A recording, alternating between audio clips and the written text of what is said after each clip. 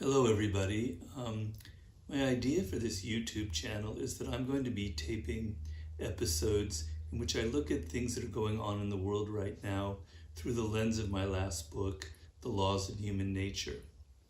So for instance, I'm going to do an episode, perhaps the next one, on irrationality, on the kind of plague of irrationality that I see that is consuming particularly the United States right now. I will do another one on narcissism, on the signs of rampant narcissism in our culture. Another one on the shadow side, which is an important chapter in the book, the dark side of human nature, which we see a lot of right now. Another one on envy and social media. Another one on group conformity. Something about leadership on the chapter that I wrote about authority. But today I want to talk about law number 17, a very important chapter in the book. It basically says, seize the historical moment. I don't know if you can see that. The law of generational myopia. And I want to look at this chapter through the lens initially of Machiavelli. And so these are sort of the books that I'm going to be using the most today. Of course, The Prince, which I read originally in Italian, which was very difficult, but I managed. My Machiavelli reader, which includes my three favorite books of his, The Prince, The Discourses, and The Florentine Histories. And this is the book of my favorite Machiavelli scholar who's alive now, the great Harvey Mansfield, and this is a wonderful book, Machiavelli's Virtue. And another book that has nothing to do with Machiavelli that inspired a lot my writing in Law Chapter 17 is this book called Generations, which I highly recommend, a fascinating book. And the idea behind the chapter is that there is what we call a zeitgeist, a spirit of the times, a kind of personality of the period that we are living through. And this personality, the zeitgeist, is very difficult to see in the present moment. But if you go back 50 years ago, you can start to see it. So for instance, obviously in the 1970s, we can notice the fashions, the bell bottoms, the weird hair, the funny shirts that men were wearing, the music, the food, etc., and the politics. We can notice a kind of personality that we can say that is the 70s, a kind of flavor. And obviously we notice it in the 80s with the yuppies and the Reagan years. And perhaps we can notice it as well in the 90s with the grunge era and Clinton and all the little things going on. But as you get closer to the present, it gets harder and harder to see. So what exactly characterized the 2000s or the decade that we've just gone through? When you're living in the present moment, you can't really see what's going on. You don't have a real feel for the zeitgeist because it surrounds you. It's too immediate. It's too in your face. You need the perspective of time. So I want to look at what's happening right now in 2020, because this is actually a very weird time, in case you haven't noticed, with all kinds of strange things going on. What is it that we're living through right now? What is the spirit of these times? What is the zeitgeist? Obviously, in 50 years, we will have a clear idea of what we've just gone through, but right now it's hard to see. So I want to attempt to take a bird's eye viewpoint of what we're going through right now through the lens of all the history that I have read over the course of many years. I want to do this through the lens of Machiavelli, because Machiavelli discussed this phenomenon of the cycles of history in a manner that I think is really fascinating. Now, you may not know this, but Machiavelli was obsessed with the origins, the beginnings of things, particularly the beginnings of cities, of governments, of nations, and of religions. And he had this belief that when things start out, when a government starts out, a new nation or whatever, things are very fresh and vibrant and alive. People have all sorts of very interesting creative ideas. The culture is very dynamic. Change is constantly occurring, and the change is healthy, because he had this ideal that change is natural, it's part of nature, and to the degree that we accommodate ourselves to change in our institutions, we have a healthy world. So he examined the origins of all things, of cities, states, and religions, and he asked himself, what are the qualities that go into this? What creates this kind of newness? Why are some places able to start something new? What are the ingredients of this?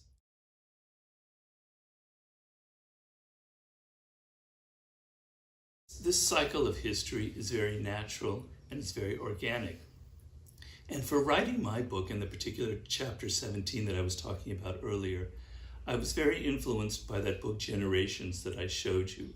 And basically, based on that book and my own analysis, we can break it down into cycles of 4 generations, a kind of continual pattern through history that is sort of this natural process that is fascinating to observe. So the first generation that comes after the kind of revolution that occurred is a generation that is trying to create a kind of order, to kind of consolidate the new order that has been created and create kind of power and structure and sort of consolidate all the gains that have been happened and create a kind of more order and rules and laws to sort of make sure that the revolution can last, or the new order can last. Then the next generation comes up, in which they're starting to drift further and further apart from the origins. And their idea is to hold on to everything other. They become more and more conservative. And it's less about the freshness and newness of the ideas and their being alive than about imitating the letter of the law as opposed to the spirit. And everything becomes about, we have to enforce certain laws. We have to create very rigid codes of behavior that are based on the origins, but then have lost the spirit of it. And things become kind of tight and rigid and controlled. And then comes the third generation, which we will call the crisis generation, in which things start to really fall apart. And people have drifted so far from the origins that they no longer have a sense of the original purpose and meaning of what unified the group, of why why the new order was created in the first place. And we see more and more cliques and factions, and the whole thing starts splintering up, and a kind of group madness starts to take hold, and things get so disjointed and disconnected and fall apart so much that a new generation arises, as we mentioned before, that wipes the whole slate clean, the revolutionary generation, and creates a space for something new to emerge. And then the whole cycle repeats again. Another generation comes that tries to consolidate it, then another one that tries to hold on and make things more rigid, then the crisis, then another revolution, on and on and on. And what basically spurs this revolutionary generation is youth, is young people, because they enter a world in which everything has been formed well before they were born, and they yearn for something new and fresh, something that reflects their reality, and they're disgusted with the old order of things, which leaves them no room, no space for creating something that is more relevant to their circumstances, to the changing times. And they're the engine that drives this revolutionary force that creates that fourth generation. Now this cycles that we're talking about is almost natural and organic. And what I mean by that is the human spirit constantly is in need of renewing itself.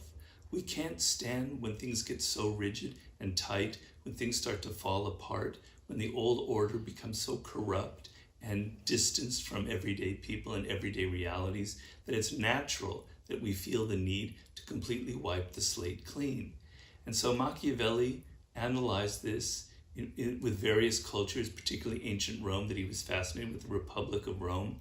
But he also did this with the Republic of Florence, which was founded in the 12th century. Most people don't know about the Republic of Florence, but it was one of the most exciting experiments in democracy in history. And they basically created an incredibly vibrant form of representative democracy known as the Republic of Florence.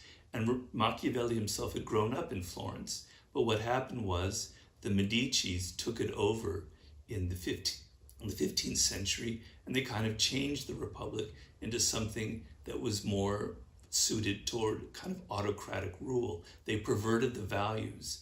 And so Machiavelli was very close to this phenomenon. But what's very interesting is that it not only applies to politics, but it also applies to anything new, to an art movement or to religions. So I study a lot about Buddhism and the history of Buddhism. And in Buddhism, they have this concept of the 3 ages of Dharma. And Dharma basically means the law. The law is something that encompasses all of reality, that is the source of everything that occurs in the universe. And knowing this Dharma, knowing this law, can lead you to enlightenment.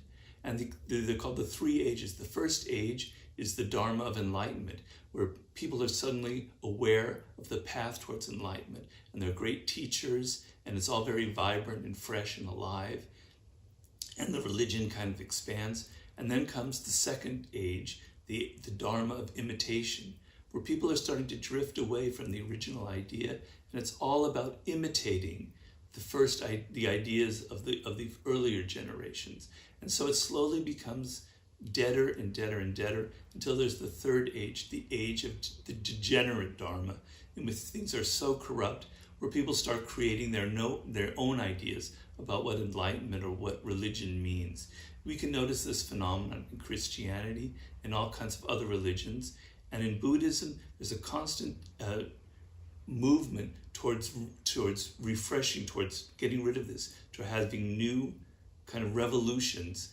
One was started by Zen, but even within Zen, there were all these other new kind of movements to kind of revive the belief system. So this is something that is very organic and very natural. Now, when I first read this idea of Machiavelli, an image came to my mind, an image that I remember very well now.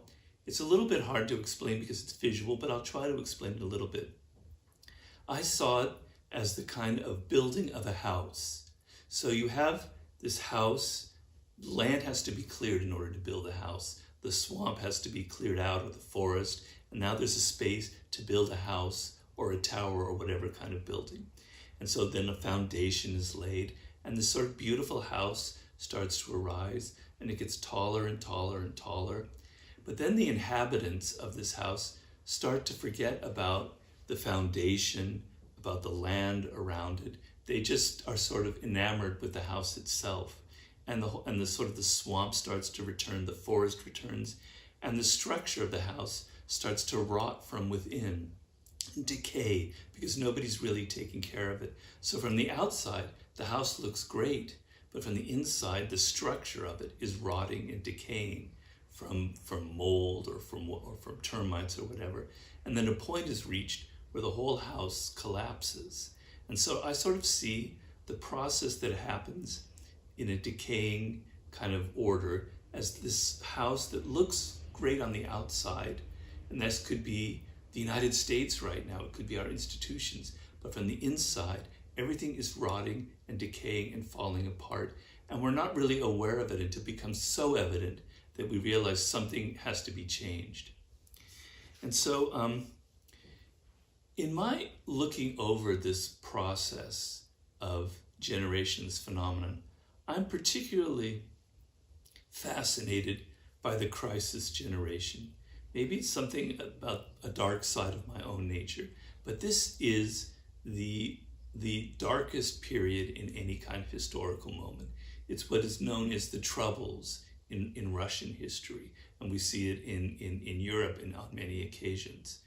And in such a period, people are starting to have lost a general sense of the purpose or the meaning of the country or state or religion that they live in. And it's related to something, to basic human psychology. And the idea is that we humans have a tremendous need to believe in something larger than ourselves, to believe in a kind of purpose for our individual existence and for our collective existence. We're a social animal. And so in book Mastering, in this book, I talk about the importance for an individual to have a deep and profound connection to their own sense of calling, to their own kind of life's tasks that guide them through life.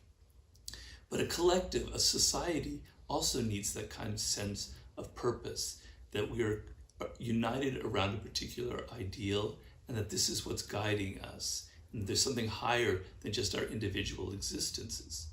But when this idea, this purpose, starts to fritter away and people lose it, a kind of collective madness ensues. People go nuts, they go literally crazy, and we notice all kinds of symptoms of this madness. So for instance, there becomes this sort of knee-jerk patriotism, this kind of parroting of ideas that maybe were fresh in the very beginning, but they've all become sort of dead, and it all becomes just about believing so strongly in patriotism, in the nation, in the religion, but it has no spirit behind it. There's no freshness, there's no new ideas. It's just about mimicking and imitating the values that people are trying to promote. Then we see the creation of all kinds of cliques and factions, and each little faction seems to have its own little interpretation of what is really going on in the world, a kind of narrow viewpoint of reality. And this gives the group that belongs to the faction a sense of its own cohesion and its own unity and its own purpose. But it's all very false because it's based on a very, very narrow interpretation of history, a very narrow interpretation of what's going on. It's not connected to the overall picture. It's not connected to the group as a whole.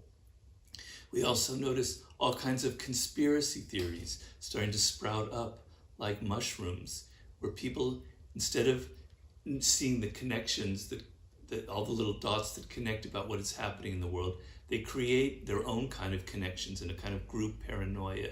And so conspiracy theories become very popular in moments like this. People could become divorced from any kind of historical context.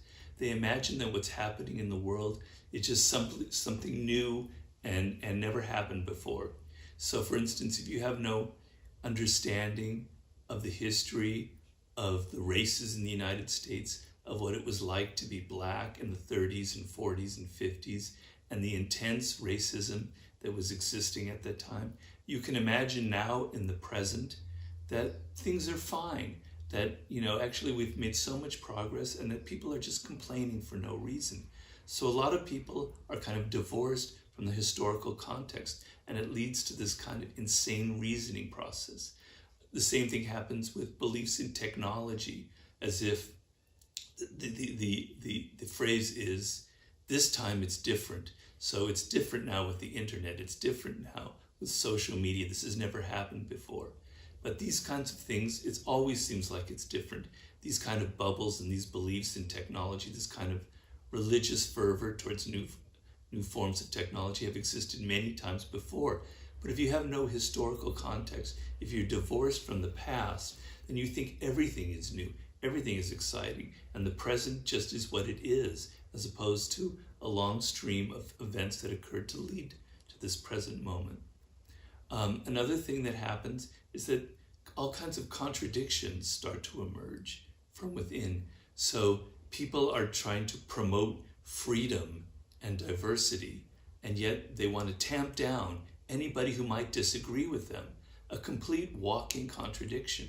The belief in freedom and celebrating diversity, but shutting up anybody who might possibly disagree. The contradiction is so obvious, but people can't notice it in these times.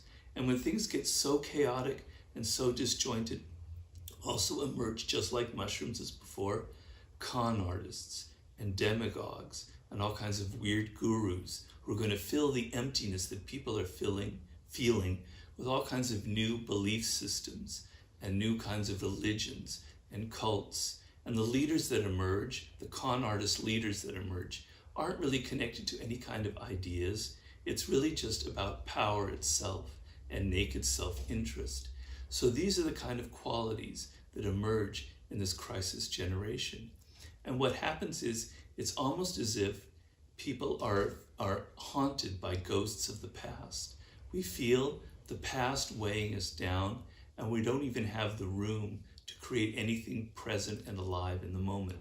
But then, as I said before, a new generation emerges that is deeply frustrated by these circumstances, that feels completely alienated, that nothing is serving the world that they're inheriting, and they're so disgusted and upset with this that they want something new, and it just takes some kind of little spark, some sort of little incident, just as occurred in the French Revolution in 1789, to spark the new movement. And then the wheels start turning again and again and again and again. And finally, an idea for creating some space from going back, and a vision of reality that encompasses everything, and a sense of necessity takes over, and the whole cycle repeats itself. So this is kind of the bird's eye view that I wanted to give you. Clearly, what I'm trying to say is we have been going through the classic crisis generation, the most troubling, the most chaotic, and the most difficult to pass through. But as they say, it is darkest before dawn. So we're on the cusp, I believe, of the revolutionary generation, which is the most exciting time to be alive, really. It's the most exciting time to witness the changes that are going to occur, that are coming up from the bottom, not from the top down, but from the bottom up. And so what must happen is, what should our attitude be towards these circumstances that are occurring? First of all, some people might be upset by it. Some people like the past. They don't like change. They don't want something new to happen. But you must understand that it's inevitable, that it's part of the human spirit, that it has to happen, and that resisting it won't lead to anything because it's going to happen anyway. The second thing is older people of older generations like myself. I particularly belong to the very end of the boomer generation, what is known as the Generation Jones, which are kind of more formed by the Watergate era and punk rock in the 70s sort of thing. I'm more of that generation. But even for boomers and older, you must try to embrace what's going on right now, because this is a phenomenon that not only happens to the whole society and the whole culture, but it also happens to individuals. So when we're young, when we're in our teens or 20s, we have this kind of, we're closer to our own origins. We have mental space. We're open to all kinds of new ideas. We have that own kind of dynamism as an individual. We're also connected to our own sense of purpose, to what's going on in life. And we feel that necessity, that energy, that urgency to get things done, to build things, to create things. But as we get older, just like cities and towns and religions, we drift further and further and further away from our own origins. We become rigid and conventional in our ideas and our belief systems, and we sort of lose that initial spirit. So we must look at the younger generations that are creating this from the bottom up as something exciting, a way to kind of revive our own spirit, and we must applaud it and we must accept it as much as we can. Then the last thing I want to talk about are what is the approach towards this change? What are the strategies that must be enacted to make it happen? Well, I've kind of sort of alluded to that earlier, but the first thing is you have to be able to create space. And what that means is your tendency is to look at the world and to imagine that this is the only way things can be. This is the only way politics and institutions can be structured and organized. This is the only way that we can have order in the world.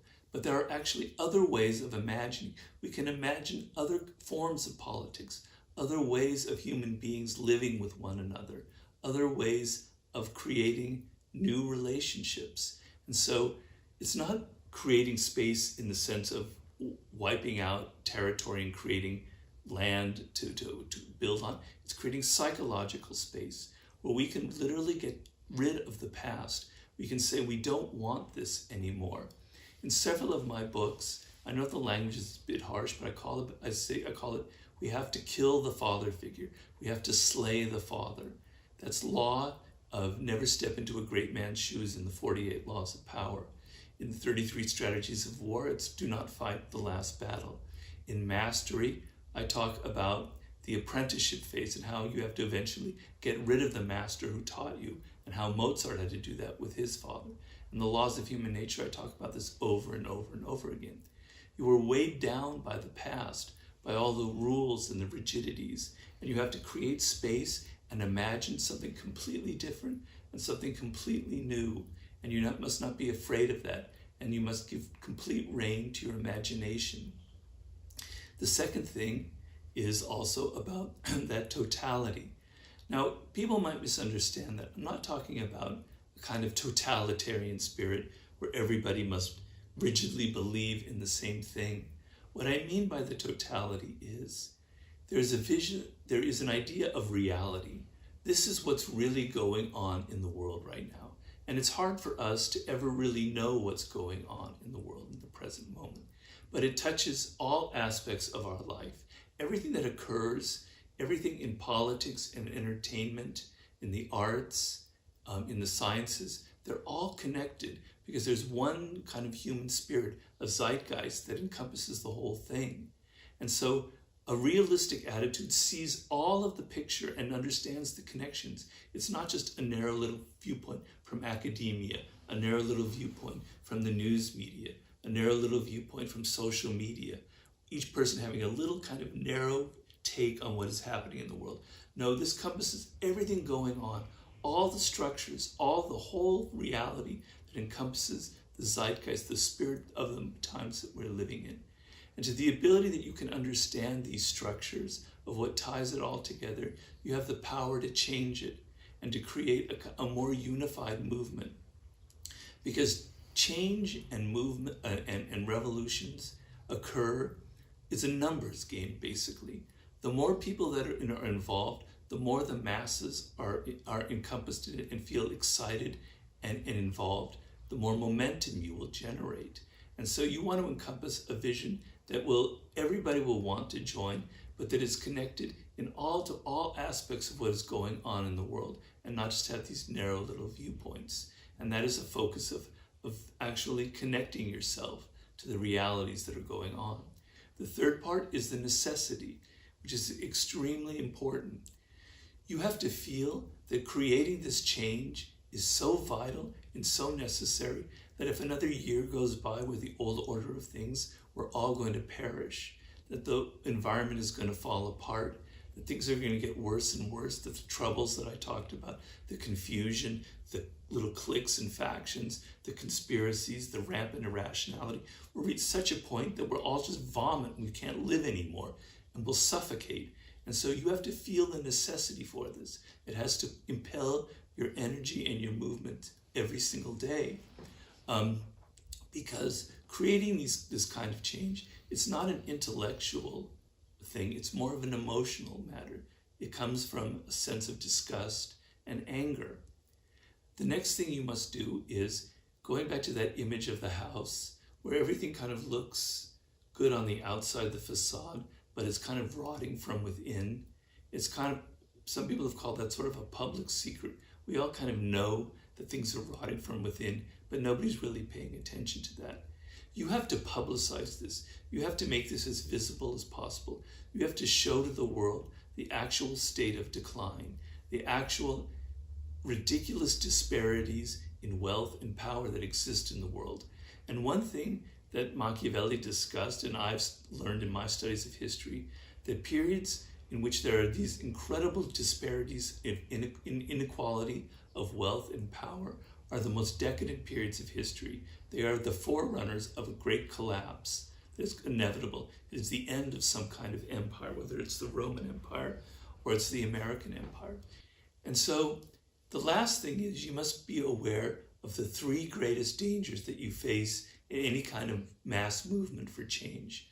The first one is entropy. Energy will start to flag. The thing that sparked this idea will start growing distant, and weeks and months will go by. And it's a natural thing. People start losing that sense of necessity that impelled them in the beginning. And as the energy starts to flag, the second great danger will occur, which all kinds of cliques and factions will start to emerge from the movement itself. And each one will start to maintain its own little version of what's going on, and its own little version of what is necessary.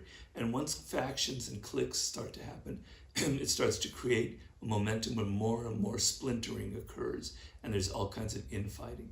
So you have to not let the energy flag, and you have to be vigilant that this kind of factionalizing and splintering doesn't occur, which is the importance of having this kind of unified vision of what is really going on in the world.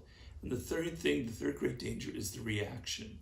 Whenever there's a great movement for change, it inevitably creates an incredible counter-reaction, where people who are upset by this, who want to hold on to the old order, start organizing themselves, and they create a whole kind of counter movement to bring this to a halt.